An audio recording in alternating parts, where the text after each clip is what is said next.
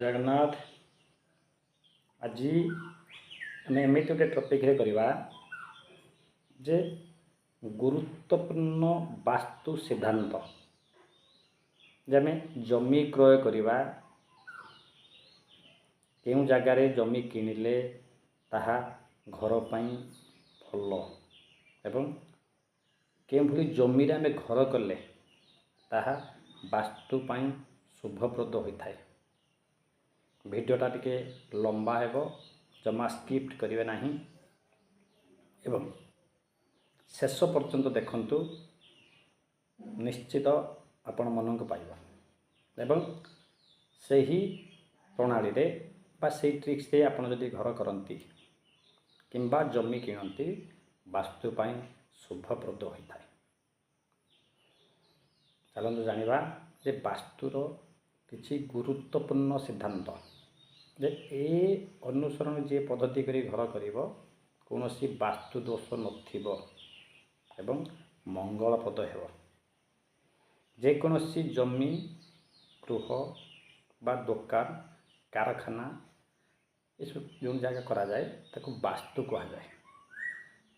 जमी पर आम कले से जमीटा को आम वास्तु बोली कहवा। से सब वास्तु आम जदि किणवा पूर्व बा भड़ा नेबा पूर्व यार मालिकाना कागजपत्र यू आदि जांच करवा निहाती आवश्यक। आपण जो वास्तुटा को निकट में घर करेंगे भूमि निकट घर करेंगे पाखरे श्मशान नथिबो आवर्जना कुंड मध्य पाखापाखि नथिबो नाल नर्दमा मंदिर मस्जिद गिर्जा एवं असामाजिक लोकंकर मध्य आड्डास्थली नथिबा दरकार। ग्यारेज कारखाना ये सब जिन दूरे आपण घर कले वास्तुपाई शुभप्रद होता है। वास्तु जो जगह आपण घर करेंगे जनबसति ठार दूर नहींता आवश्यक एवं निछाटिया स्थान नहींता भल आवश्यक नहींले क्षतिकारक थाए। नई धारे पहाड़ उपरे रास्तार शेष मुंडरे किंबा चारि छकी जगार जदि आप घर करुँच से जगार किसी वास्तु दोष उत्पन्न हुए। आयतकार वर्गाकार गोलाकार भूमि एवं गोमुखीकृत व्यवसाय पाई एवं सिंहमुखकार कुद्रासन जमी चतुर्कोण भूमि किणवा शुभप्रद होता है एवं से जगार घर कले होता है। किंतु त्रिभुज बा त्रिकोणाकार जमी किणवा शुभप्रद नुह। वास्तुर सामने किंबा वास्तु पाखरे घर करवा से जगार 11 केवी जाइथिले क्षतिकारक थाए। आपण जो जगार घर करेंगे घर कर दिन 9 रू 3टा पर्यंत जदि सूर्यालोक कौन बड़ गच्छरे छाई पड़ुछि बा मंदिर छाई पड़ुछि से मध्य वास्तुपाई क्षतिकारक थाए। एवं किछि जमी अच्छी आप से जमी लक्ष्य करेंगे गरम दिने से जमी ठंडा अनुभूत हुए एवं ठंडा दिने गरम अनुभूत हुए। यहाँ हूँ बहुत उत्तम जमी ये जमी घर कले वास्तुपाई मंगलप्रद होता है।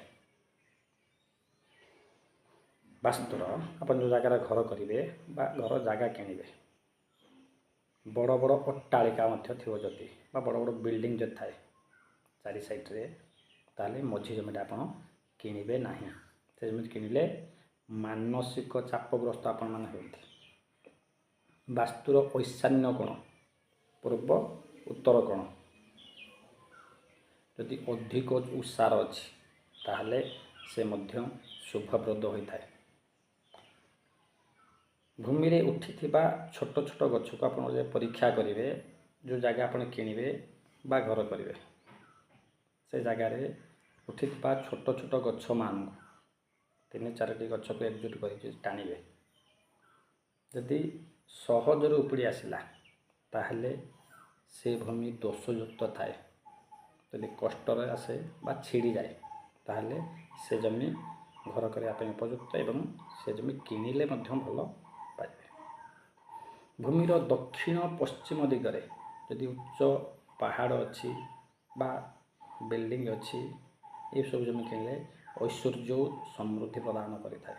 ଭୂମିର ଈଶାନ୍ୟ କୋଣ ପଶ୍ଚିମର ପୂର୍ବକୁ କିମ୍ବା ଦକ୍ଷିଣର ଉତ୍ତରକୁ ଯଦି ନଦୀ ବହି ଯାଉଥାଏ ତାହେଲେ ସେ ଜମି ମଧ୍ୟ ବାସ୍ତୁ ପାଇଁ ବହୁତ ଉପଯୋଗୀ ହୋଇଥାଏ। ଆମେ ଏଇସବୁ ଜିନିଷରେ କେତେଟା ଜିନିଷ ଆମେ ସୂତ୍ର ବତାଇଲେ, ଏଇ ସୂତ୍ରରେ ଆପଣ ଯଦି ଜମି କ୍ରୟ କରୁଛନ୍ତି ତାହେଲେ ବାସ୍ତୁ ପାଇଁ ବହୁତ ଶୁଭପ୍ରଦ ହୋଇଥାଏ। ଭୂମିର ଦକ୍ଷିଣ ପଶ୍ଚିମରେ ନଦୀ ନାଳ ଥିଲେ ତାହା ଅଶୁଭପ୍ରଦ ହୋଇଥାଏ। ସେହିପରି ଭୂମିରେ ଉତ୍ତର ପୂର୍ବ ଈଶାନ୍ୟରେ ପାହାଡ଼ ଏବଂ ବହୁତ ଅଟ୍ଟାଳିକା ଥିଲେ ବା ବିଲ୍ଡିଂ ଥିଲେ ତାହା ମଧ୍ୟ ଅଶୁଭ ହୋଇଥାଏ। ଭୂଖଣ୍ଡରେ ଆପଣ ଯେଉଁ ଜମିରେ କିଣୁଛନ୍ତି ବାୟୁ କୋଣରେ ଯଦି କୌଣସି ଧୂଆଁ ବା ଦୁର୍ଗନ୍ଧ ବା କୌଣସି କଳକାରଖାନାରୁ ନିର୍ଗତ ଧୂଆଁ ଯାଉଛି ତାହେଲେ ମଧ୍ୟ ସେ ବାସ୍ତୁ ଶୁଭପ୍ରଦ ନୁହଁ। ଭୂଖଣ୍ଡ ସାମ୍ନାରେ ବଡ଼ ବଡ଼ ଗଛ, ମଇଳା, ଖତଗଦା, ନାଳ ଏସବୁ ଥିଲେ ବାସ୍ତୁ ପାଇଁ ମଧ୍ୟ କ୍ଷତିକାରକ ଥାଏ। ଭୂମି ନିକଟରେ ବୁଦାଳିଆ କଣ୍ଟା, ଉଇହୁଙ୍କା ଏବଂ ବର ଅଶ୍ୱତ୍ଥ ଗଛ ଥିଲେ ସେ ମଧ୍ୟ ଘର କରିବା ପାଇଁ ଉପଯୁକ୍ତ ସ୍ଥାନ ନୁହେଁ। ସେ ଜାଗା ଥିଲେ ଭୂତ ପ୍ରେତ ବାଧା ସୃଷ୍ଟି ହୁଏ। ଏଇଟା ବଢ଼ିଆ ଜିନିଷ ଲକ୍ଷ୍ୟ କରନ୍ତୁ। ଯଦି ଆପଣ ଯେଉଁ ଜାଗାରେ ଘର କରିବେ ବା ଜାଗା କିଣିବେ ଉଇହୁଙ୍କା ଥିବ, କଣ୍ଟା ବୁଦା ମଧ୍ୟ ଥିବ, ତେନ୍ତୁଳି ଗଛ ଥିବ, ବର ଗଛ ଥିବ, ଅଶ୍ୱତ୍ଥ ଗଛ ମଧ୍ୟ ଥିବ, ଏ ଜାଗାରେ ଘର କଲେ ଭୂତ ପ୍ରେତ ବାଧା ମଧ୍ୟ ଆସିଥାଏ। ଯଦି ଜଳର ସ୍ରୋତ ବା ପାଣିର ସ୍ରୋତ ଜମିକୁ ଖଣ୍ଡିତ କରିଦିଏ, ସେ ଜାଗାରେ ପାଣିଟା ଚାଲେ, ବିଭାଗ କରିଦିଏ, ସେ ଜାଗା ମଧ୍ୟ କିଣିବା ଉଚିତ ନୁହଁ କିମ୍ବା ଘର କରିବା ଉଚିତ ନୁହଁ। ମାର୍ଗବେଧ ଥିଲେ ମଧ୍ୟ ଜମି କିଣିବେ ନାହିଁ। ମାର୍ଗବେଧ ମାନେ ରାସ୍ତାର ଶେଷ ମୁଣ୍ଡରେ ମଧ୍ୟ ଘର କରିବେ ନାହିଁ। ଯେ ଅପ୍ରାକୃତିକ ନିଆଁ ବା ଅପ୍ରାକୃତିକ ମୃତ୍ୟୁ, ଅପ୍ରାକୃତିକ ମୃତ୍ୟୁ ମାନେ ଦୌଡ଼ି ଦେଇ ମରିବା, ବିଷ ଖାଇ ମରିବା ଆଦିରେ ମରିବା ଯଦି ସେଇ ଘରେ ଉତ୍ପନ୍ନ ହୋଇଥାଏ ସେ ଘର ମଧ୍ୟ କିଣିବା ପାଇଁ ଉପଯୁକ୍ତ ନୁହଁ। ଏବଂ ସେ ଜମି ମଧ୍ୟ ସେ ମାଲିକ ପାଖରୁ ଜମି ମଧ୍ୟ କିଣିବା ଶୁଭପ୍ରଦ ନୁହଁ। କିନ୍ତୁ ଆଜିକା ଦିନରେ ଜମି କିଣିବା ଲୋକ ଅଧିକ ଥାଆନ୍ତି, ବିକିବା ଲୋକ କମ୍ ଥାଆନ୍ତି। ତାହେଲେ ଏସବୁ ଜମି ଆମେ କିଣିବା ନାହିଁ କି ଘର କରିବା ନାହିଁ, ନା, ଆମେ ତା'ର କେତେକ ପ୍ରତିକାର କଲେ ବାସ୍ତୁ ପାଇଁ ମଧ୍ୟ ଉପଯୁକ୍ତ ହୋଇପାରିବ। ଦର୍ଶକ ବନ୍ଧୁ, ସୁନ୍ଦର ଏପିସୋଡ଼ଟେ ବାସ୍ତୁର ଗୁରୁତ୍ୱପୂର୍ଣ୍ଣ ସିଦ୍ଧାନ୍ତ। ଏ ସିଦ୍ଧାନ୍ତକୁ ଅନୁସରଣ କରି ଆପଣ ଘର କଲେ ବାସ୍ତୁ ପାଇଁ ମଙ୍ଗଳପ୍ରଦ ହୋଇଥାଏ। ଜୟ ଜଗନ୍ନାଥ।